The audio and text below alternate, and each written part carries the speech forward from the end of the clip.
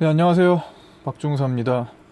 자, 어제와 오늘 장이 정말 얼굴이 확 바뀌었는데 그 두 날에 대해서 시장을 오늘 요약하면서 마칠까 합니다.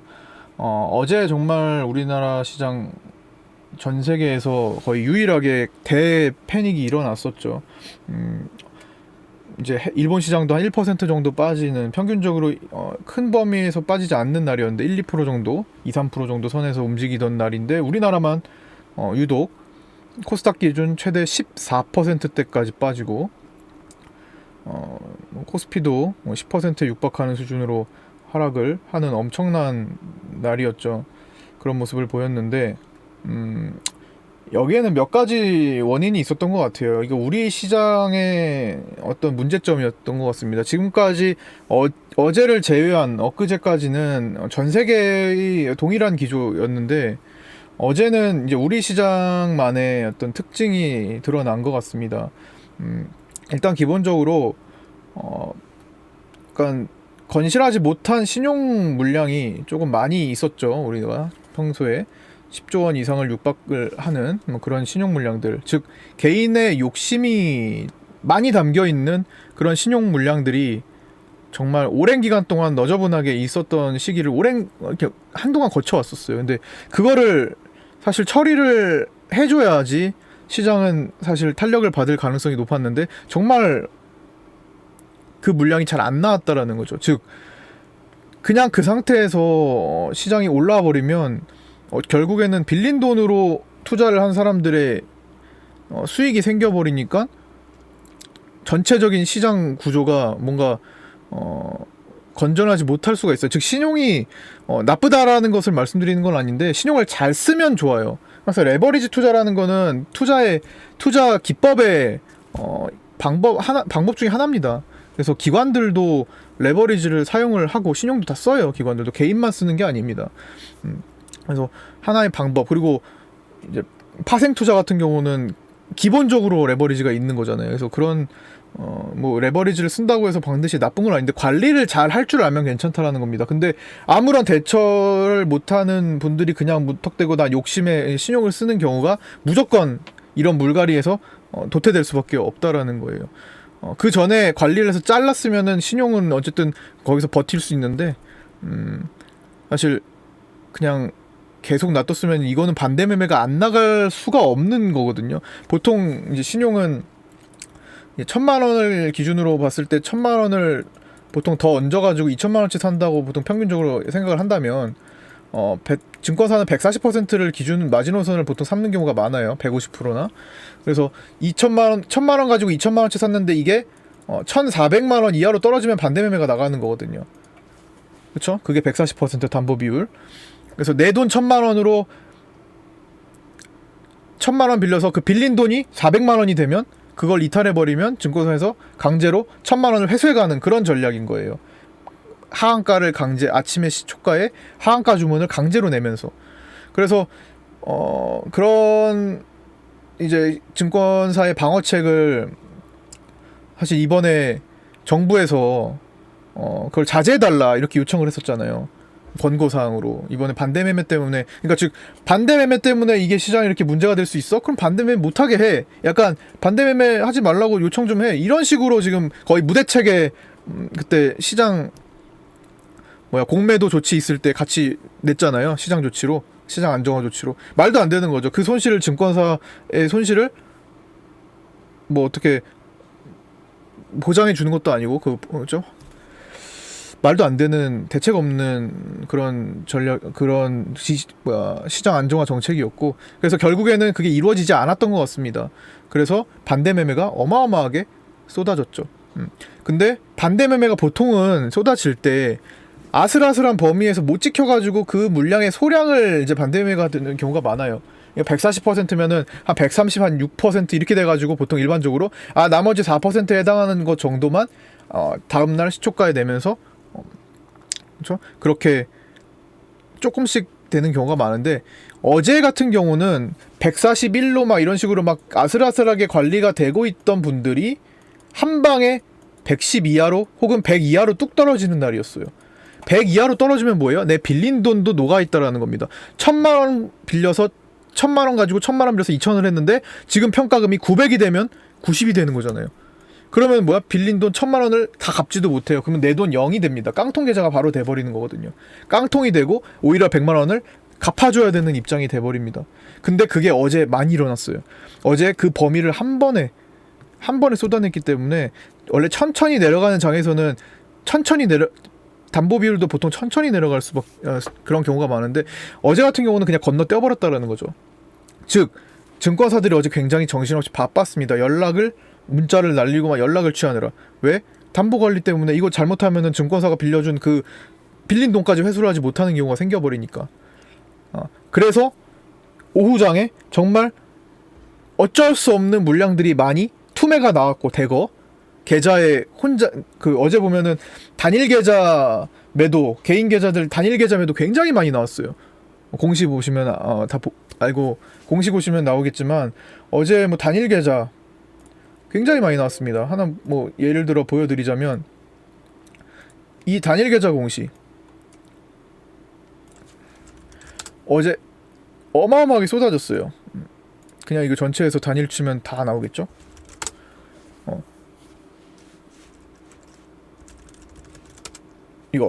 이게 자 단일 계좌 굉장히 많이 쏟아졌습니다. 이거 몇 개 안 보이냐? 잠깐만요. 아까 그 상지 칼럼으로 보자. 그게 뭐냐면 마지막 관리하는 거예요. 관리 물량이에요. 이거 단일 계좌로 안 찍히는구나. 거래 집중 소수 지점 이걸로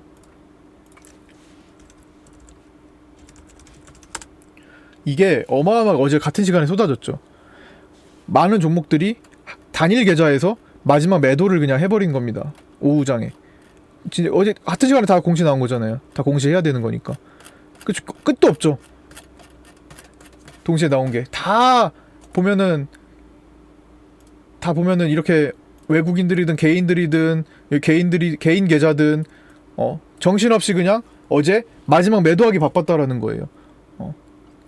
어제 매도해야 되는 물량들, 어떤 계약상이 걸려있는 물량들이나 혹은 견디지 못한 물량들, 신용 내일 반대 매매 예정인 물량들, 오늘 올라가길 바래서 조금이라도 올라서 반대 매매 비율을 조금이라도 높여서 이렇게 시간을 끌고 있었던 그런 계좌들이 어제 막판에 도저히 못 올라가니까 그냥 큰일 났다. 나 이거 더 이상 갚을 돈이 없는데, 메꿀 돈이 없는데 다 그냥 던져버리는 거죠. 그래서 어제 같은 현상이 나타난 겁니다. 이건 우리 시장만의 또 고유한 특징이 될 수가 있어요. 유난히 신용이 많은 시장. 물론 다른 국가들도 신용이 없진 않겠지만 우리는 또 특별하게 굉장히 신용이 많았던, 욕심이 많이 들어가 있던 시장이거든요. 그래서 굉장히 많은 수량의 어떤 신용 잔고가 어제 장 오후부터 쏟아졌고, 그렇게 해결하지 못한 나머지는 오늘 아침에 딱 8시 30분에 딱 보면은 8시 40분에 열어보면은 매수 대기 물량으로 남아있는데 하한가에 다 박혀있어요. 처음에. 그러니까 그 바로 반대 매매부터 주문이 들어가서 그래요. 하한가로. 그러면서 아침에 시초가가 떴는데도 불구하고 다 그런 물량들은 잘리고 나서 시장이 흘러간 겁니다. 즉 불건전한 물량들이 어제 오늘에서 싹 다 갈렸다고 보시면 돼요. 그냥 다 쏟아냈다고 보시면 돼요. 그러니까 오늘 시장 9% 반등이 나와버렸죠. 사실 오늘 오후장에는 한 6, 7% 올라가다가 오후장에는 오버나잇 주말을 이제 주식을 보유하고 넘어가지 않으려는 심리 때문에 조금 윗꼬리를 달 줄 알았거든요. 그런데 그 다는 물량도 진짜 다 잡아가네요. 보시면은 코스닥은 이제 개인들이 그런 물량들을 계속 내면서 2천억대 매도가 나왔고, 문제는 이제 코스피인데, 코스피는 오늘도 여전히 환율이 내려갔음에도 불구하고 어제 통화수합을 통해서 환율이 조금 그래도 진정됐음에도 불구하고 환율 급등이 외국인들이 6천억 가까이 또 매도를 했습니다. 이것은 삼성전자에 영향이 있을까 싶은데 삼성전자 지금 수급 한번 확인해 볼게요. 거의 지금도 마찬가지로 삼성전자가 개인들이 340만 주 사고 외국인들이 또 팔았어요. 거의 삼성전자는 거의 지금 무슨 금모으기 운동하듯이 개인들이 삼성전자를 모으기 운동을 하는 것 같아요. 절대로 안 오릅니다. 이거 절대로 이 개인들이 수익을 보게 해주지 않을 거예요. 삼성전자가 지금으로서는 가장 안 좋은 종목 같습니다. 감사 보고서 문제가 해결된 종목 이외 그 해결된 종목들만 따졌을 때 지금 삼성전자가 시가총액 200억짜리 잡주보다 안 좋은 것 같아요. 물론 오늘은 시장이 이렇게 올라가는 날이니까 5%대 이렇게 올라가겠지만 얘가 편안하게 이렇게 쭉쭉 올라와 줄 가능성이 매우 낮습니다. 이거 삼성전자 아니잖아. 물론 코스피 시장을 이끌려면 삼성전자가 어느 정도는 동반이 돼줘야 되는 건 맞아요. 근데 삼성전자가 동반이 되려면 결국에는 지금까지 여기서 모아왔던 이 수많은 개인들이 수익을 안 보게 매도가 나와야 돼. 수익을 안 본 상태로. 여기서부터 샀으니까 평균적으로 여기란 말이에요. 이 정도. 이 전에서 다 해결을 시킬 겁니다. 박스를 만들 거예요. 절대 그 위에서 산 분들 산 개인들 쉽게 수익 안 줘요. 왜? 그들은 그냥 삼성전자를 산 이유가 많은 이유가 우리나라가 망하지 않는 이상 삼성전자도 안 망할 거고 삼성전자도 당연히 올라와야지라는 정도의 생각이에요. 진짜 그냥 재무제표만 가지고 움직이는 시장이라면 통할 수 있습니다만 우리나라 시장은 아쉽게도 재무제표만으로 움직이는 시장은 아닙니다. 물론 초장기적으로 볼 때 결국에는 재무가 승리할 수밖에 없지만 그 재무마저도 회계 내부 관리 회계도 부적정도 많이 뜨고 횡령도 많이 뜨고 불안해요. 그래서 절대로 삼성전자는 시원하게 올라가지는 못할 거라는 말씀을 드립니다. 이거는 거의 90% 이상 확신할 수 있어요. 절대로 이 개인들 쉽게 수익을 내주지 않습니다. 특히나 삼성전자는 어차피 외국인들이 수량을 많이 갖고 있고 그동안 공매도 쳐놓은 것도 많기 때문에 그렇게 급하지 않아요. 어차피 외인들 55% 갖고 있는 종목입니다. 특히나 개인들이 신용으로 지르고 있거든요. 이걸 지금 신용으로 몇백만 주가 계속 신용 비율이 조금씩 늘어나고 있죠. 이거 신용으로 몇백만 주 나온 거예요. 몇백만 주. 삼성전자의 총 주식수는 60억 주입니다. 60억 주. 전 세계 인구랑 비슷해요. 60억 주. 60억 주 중에 0.12%가 지금 신용으로 투자가 돼 있어요. 600만 주가 넘게. 최근에 특히 많이 늘었고 절대로 쉽게 이들한테 수익을 안 줄 거니까 시장이 많이 내려갔으니까 삼성전자를 사야 되는 거 아니에요? 삼성전자 살까요? 이런 생각은 제 방송을 보시는 분들은 절대로 하지 마시기 바랍니다. 어차피 망가진 시장이에요. 어차피 말도 안 되게 망가진 시장. 코스피가 1439를 받고 코스닥이 419를 봤어요. 419를 보는 정도로 어마어마하게 상상도 못할 정도로. 만약에 오늘 시원하게 못 올라가고 내일 한 방 더 내려갔으면 3자도 볼 수 있은 3자도 볼 수 있을 만한 위협적인 순간이었어요. 300대. 거의 금융위기 때 말고는 본 적이 없는. 어쨌든 이렇게 많이 어차피 망가진 시장이면 올라갈 때도 시원하게 올라갈 수 있는 앞으로 오늘 당장은 사실 중형주급에서 많이 나왔으니까 오늘 당장 말고 앞으로 시간을 두고 봤을 때 시장이 반등하는 전체적인 흐름을 봤을 때 남들 30% 50% 올라가는 동안 200%는 올라갈 수 있는 그런 종목으로 베팅을 하는 게 맞겠죠. 아무래도 그걸 가지고 가는 게 더 맞겠죠. 삼성전자를 새로 사는 거, 삼성전자 해봐야 이거 5만 원 회복하는 것도 되게 빠듯해 보여요. 사실은 거기서 박스권 만들 가능성이 높고 그러면 뭐예요? 그래봤자 20%. 물론 20%가 적다라는 건 아니지만 요즘과 같은 시장에서 20% 앞으로 한 달을 봤을 때 20%는 굉장히 작을 수 있어요. 예전에 2018년 10월 달에 제가 증시가 그때 많이 망가졌었잖아요. 그때 말씀드렸던 내용인데 시장 종목들은 그 흐름이 지나고 나면은 대부분이 30에서 70% 저점 대비 다 올라옵니다. 일반 중형주급 이하 종목들은 최저점 대비 30에서 70% 대부분 올라와요. 그 이상으로 가는 거 200% 다 올라오고 이거는 제가 데이터로 옛날부터 많이 분류를 해봐서 이 정도 흐름으로 잡힌다라는 거를 경험적인 측면에서 제가 말씀드리는 거고요. 지금도 마찬가지예요. 저점 대비 30에서 70%, 지금은 더 세게 나올 수도 있죠. 그러니까 평균적으로 50% 이상에서 100%까지는 다 저점 대비 나옵니다. 즉 마이너스 50%까지는 원금으로 갈 가능성이 충분한 시장이에요.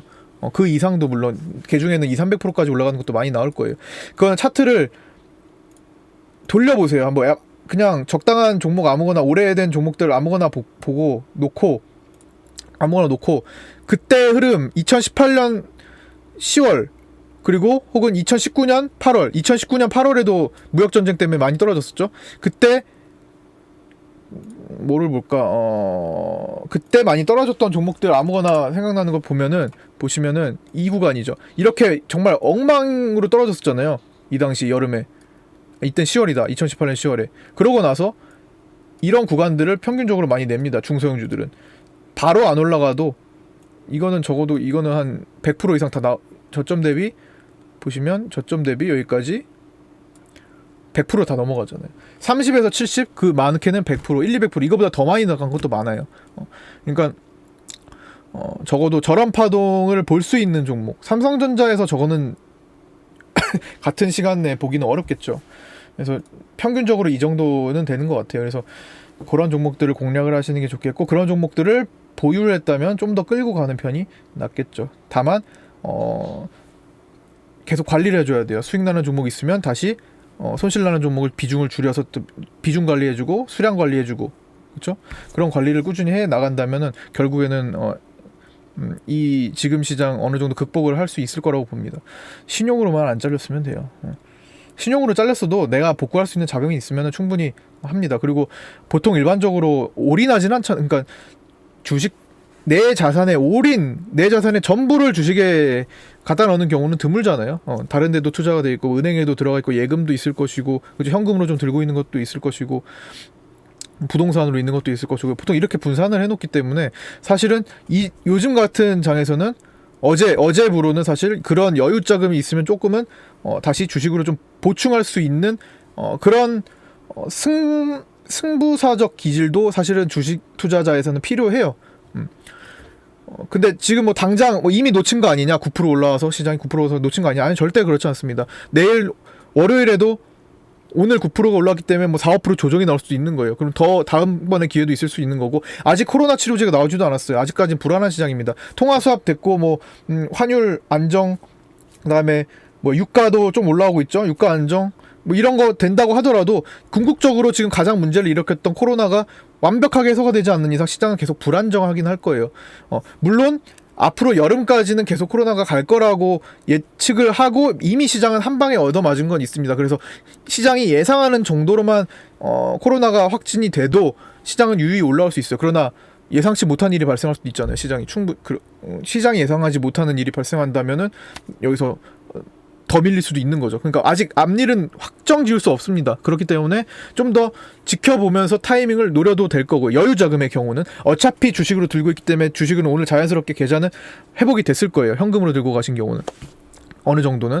그래서 추가 자금은 오늘 아침에 하지 않았으면 혹은 어제 종가에 하지 않았으면 적어도 W 파동을 예상하고 W 파동의 어떤 그 바닥을 잡아가는 과정을 노리면 충분히 앞으로 승산이 크게 나올 겁니다. 그러니까 이런 과정, 이런 구간을 노리시라는 거죠. 서브프라임 때 이렇게 엉망이 됐던 지금 이거 나올 수 있어요. 지금 이렇게 급하게 올라가는 거 나왔다가 다시 무너지면서 시장은 또다시 추락하나 언론 나올 거고요. 또 여기서는 외국인들이 산다면 외국인들이 우리나라 떠나갔던 외국인들 드디어 다시 외국인 매수하나 그러면은 다시 외국인들 매도 타점이 돼요. 그거는 그런 뉴스가 갑자기 막 들리면 다시 내려가면 또 겁을 줍니다. 이 구간에서 시장 추가 하락 여지 남아있고 코스피 무슨 뭐 1000도 이탈할 수 있고 1100도 갈 수 있다 이런 얘기가 또 나올 거예요. 그러면 또 반대로 계속 그걸 반복합니다. 또 시장은 무너지고 이제부터 대세 하락장 시작입니다. 약간 이런 거 계속 나와요. 어느 정도 고점을 높이는 쌍바닥을 잡아가면 그때 내가 준비했던 돈을 베팅을 여러 구간에서 할 수가 있어요. 근데 일반적으로 지금 이 구간 완벽하게 잡히지 않는 구간에서는 단기로 접근해줘야 됩니다. 그러다 보면은 시장이 올 때가 옵니다. 그러면 코로나도 종식 얘기가 치료제도 나오고 종식도 될 거고 그리고 우리나라 사람들의 특징상 이 신용투자도 사실 우리나라 사람의 특징이 좀 담겨 있죠. 욕심, 그쵸? 한방 성향과 과욕, 빨리빨리. 아무래도 한 방에 빨리 오르면 신용으로 딱 레버리지 일으켜가지고 더 빨리 수익 볼 수 있잖아요.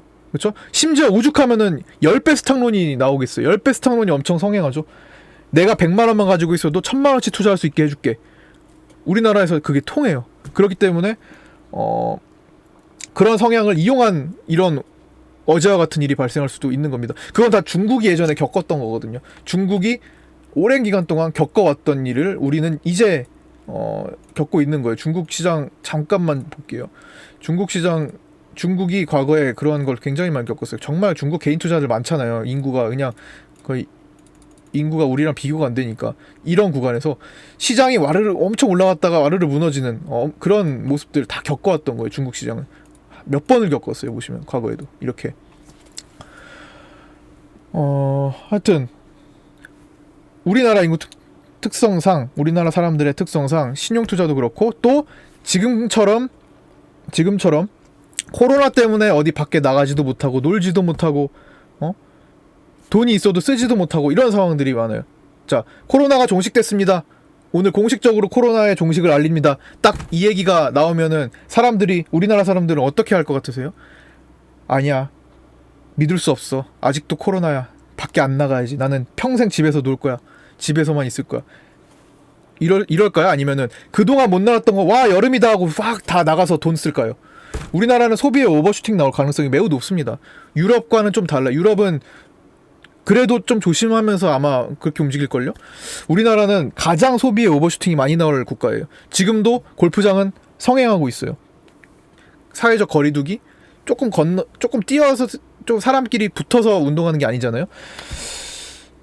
생각보다 굉장히 빠른 내수 경기 회복이 될 수 있고 또 얼마 전에 나온 뉴스 중국이랑 뭐 했어요? 화장품 엊그제 좀 떴었죠.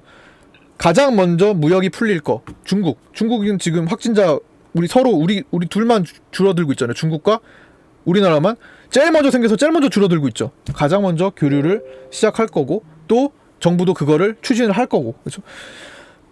즉 다는 안 풀리더라도 빠른 속도로 경기 회복이 일어날 가능성도 있습니다. 괜히 그렇게 겁먹을 필요 없어요. 언론에서 뭐 경기 앞으로 침체다 뭐 이런 얘기 언제나 바닥에서 항상 하는 얘기예요. 2018년 때 다 경험하셨잖아요.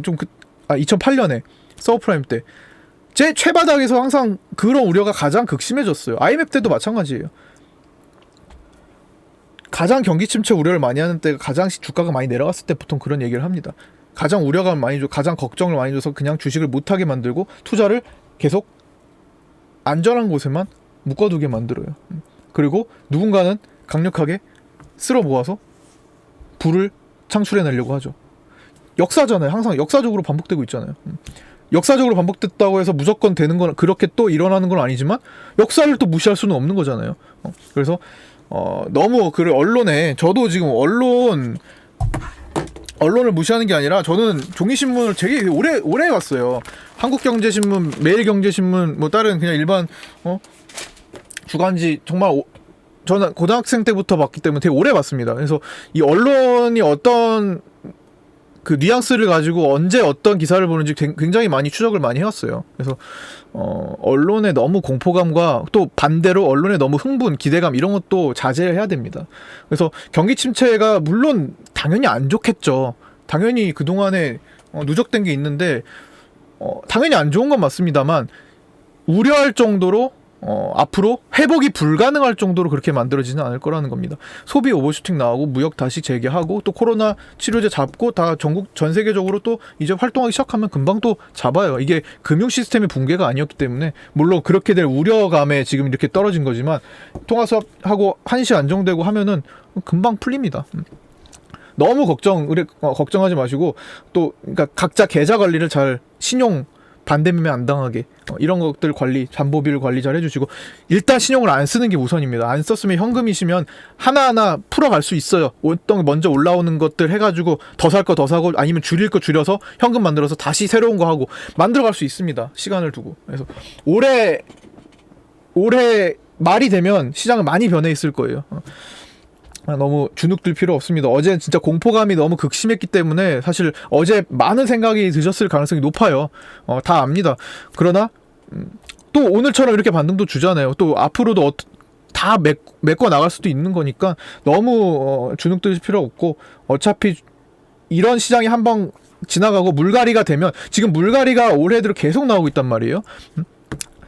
물갈이 시장이 간간히 나오는데 올해가 아니라 최근 들어서 2018년, 2019년, 2020년 지금 3년 연속 물갈이 시장이 나오고 있어요. 이거 누적돼서 가면은 정말 큰 시장도 열릴 수 있는 겁니다. 그러니까 너무 이렇게 그렇죠? 너무 불안해하실 필요까지는 없을 것 같아요. 불안한 건 다 지나가고 이제는 손 내밀고 있는 시장이 시작될 거니까. 그렇다고 해서 어제가 무조건 최저점이라고 말씀드리는 건 아닙니다. 좀 더 살펴봐야 돼요. 연속적인 양봉이 나와주고 그런 모습 계속 나와줘야 됩니다. 그리고 여러 가지 조건들이 더 필요해요. 당연히 일단 코로나가 우선적이고 이거 연속적인 이런 형태가 좀 필요하거든요. 그래서 이 구간을 없애줘야 돼요. 제가 항상 이런 거 아일랜드 갭이나 이런 건 이거 없다고 생각하라 이런 얘기들을 제가 자주 하는데 요거 없어져야 된답니다. 이거 없어져야 됩니다. 일단 기본적으로 없어져야 되고 그 다음에 코스닥도 요것도 없어져야 돼요. 이렇게 없어진다라는 게 이 기준점으로 요거를 삭제를 할 수 있을 정도의 증시가 모습을 보여야 돼요. 중국 증시에서 이걸 나왔죠. 중국 증시에서 보시면 제가 이날을 말씀드렸잖아요. 이것처럼 요거를 삭제할 수가 있어야 돼요. 통으로 주봉을 봤을 때 이 구간이 그냥 삭제가 되는 그런 흐름이 나와야 됩니다. 이건 뭐 이런 구간 삭제가 되는 구간이 나와야 돼요. 그러니까 조금 더 지켜보자라는 겁니다. 연속적으로 올라오는지. 그 다음에 공포지수. 자, 변동성 지수가 공포지수죠. 공포지수가 지금 말도 안 되게 솟구쳤죠. 지금 2011년에 만들었던 70포인트 고점도 돌파하는 어마어마한 상승을 보였는데 이것도 지금 오늘 장대 음봉이 나왔단 말이에요. 즉 오늘 인버스도 급락을 했겠죠. 이게 추세가 완전히 꺾여줘야 됩니다. 이 라인을 이제 이탈해서 내려오면 내려온 다음에 시장이 올라가는 거예요. 내려오면 이제는 좀 자리 잡았나 보다 이렇게 생각하시면 돼요. 결국에는 이건 내려오게 되어 있어요. 이런 식으로 내려옵니다.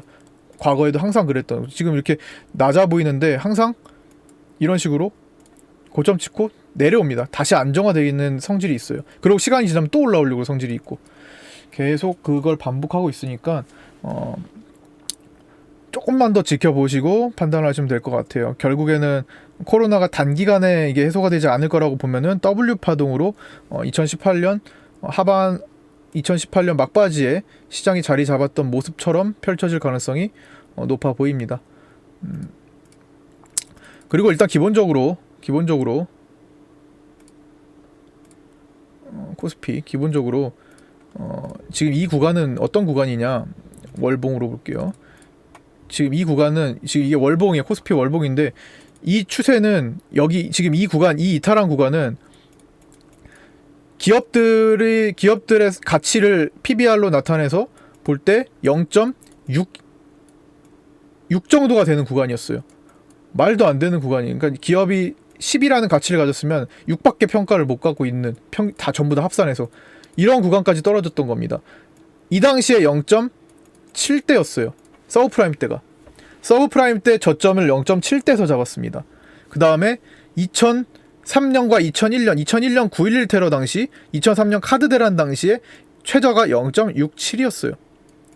기업들의 평가를 0.67 정도 저평가를 받는 구간에서는 도저히 내려갈래야 내려갈 수가 없는 구간이 와요. 지금 IMF 시절인 0.6선 그러니까 지금 비교하자면 굳이 이건 그때보다 더 낮았긴 했는데 그때는 사실 줄도산이 일어났으니까 이걸 평가하기가 좀 애매했어요. 그렇죠? 기업들을 평가하는 기업들이 도산이 나고 있었으니까 사실 이게 무의미한 거죠. 결국에는 2001년 9.11 테러 당시 때로 돌아간 겁니다. 그 이하로. 말도 안 되는 거라는 거예요. 당연히 바로 한 지금 정도 이 정도 수준으로 회복했네. 말도 안 되는 겁니다. 1400 지금 1400대는 기업들이 성장을 안 하고 20년 전으로 돌아간 거나 다름이 없거든요. 22년 전으로. 한 달 만에 22년 전, 지금 한 2주 만에 22년 전으로 돌아간 거예요. 지금 우리 증시가 2주 만에 잃어버린 22년이 된 겁니다. 실제로 그냥 단순 지수로는 10년 전이고 언론에서는 10년 전을 얘기하죠. 그냥 단순히 지수. 그거는 기업들의 성장을 고려하지 않고 기업들이 그 당시에 멈춰있다라는 걸 고려했을 때 지수는 그대로 돌아간 거고, 기업들은 성장했잖아요. 그걸 반영하면 2001년 수준으로 돌아갔다라는 겁니다. 그 정도로 많이 떨어진 시장이에요. 급락했다는 시장이에요. 급락했으면 급반등도 나오는 거죠. 다만 급반등 나왔다 다시 눌렸다가 막 이런 과정을 반복할 거라는 거죠. 하여튼 네, 하여튼 아직도 뭐 이탈리아, 뭐 유럽 이쪽에서는 코로나가 계속 크게 확진되고 있으니까 사실 불안한 건 맞습니다. 맨날 뭐 미국 증시도 이랬다 저랬다 너무 심하고, 그리고 오늘이 미국 옵션 만기일이에요. 그래서 하방으로 너무나 강력하게 찍어댔던 옵션이 오늘 청산이 많이 되니까, 선물 옵션이 많이 청산이 되니까 또 4월물은 또 깔끔하게 상승 방향으로 갈 수 있을 겁니다. 또 지금 우리나라의 파생 시장도 뭐 아직은 모르겠지만 기존에 보였던 그 하방 압력보다는 조금 다른 모습을 보이고 있어요. 네. 자, 어쨌든 오늘 요 정도로 어제와 오늘 시장 요약 마치도록 하겠습니다. 너무 어제 힘드셨고, 오늘 이렇게 또 시장이 9% 올라오고, 막 어떤 종목은 상한가 가고, 어떤 종목은 10% 올라가고 20% 올라가고, 흥분하지 마세요. 어제까지 10대 때려서 상처 10개 줬는데 지금 1개 치료하려고 하고 있는 거예요.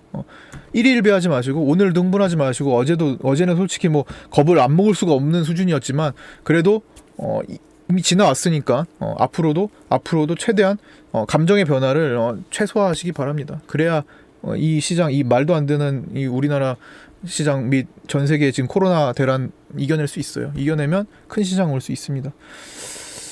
네, 요 정도로 말씀드리고 싶었던 것들 요약해서 말씀드린 것 같은데 시간이 많이 흘렀네요. 얘기가 이틀치니까 어제 안 올려드렸잖아요. 그래서 이틀치를 한 번에 올려드렸다고 생각하시고, 오늘이 중형주급 이상에서 상한가가 많이 나왔고, 어제가 하한가가 30종목에 가까웠죠. 하한가 종목이 30종목에 가까웠고, 오늘 반대로 상한가가 30종목에 가까운 수준이 나왔습니다. 이게 어제 하한가 종목인데 거의 뭐 30개 정도가 나왔는데 이렇게 됐죠. 뭐 오늘도 많이 떨어진 것도 있지만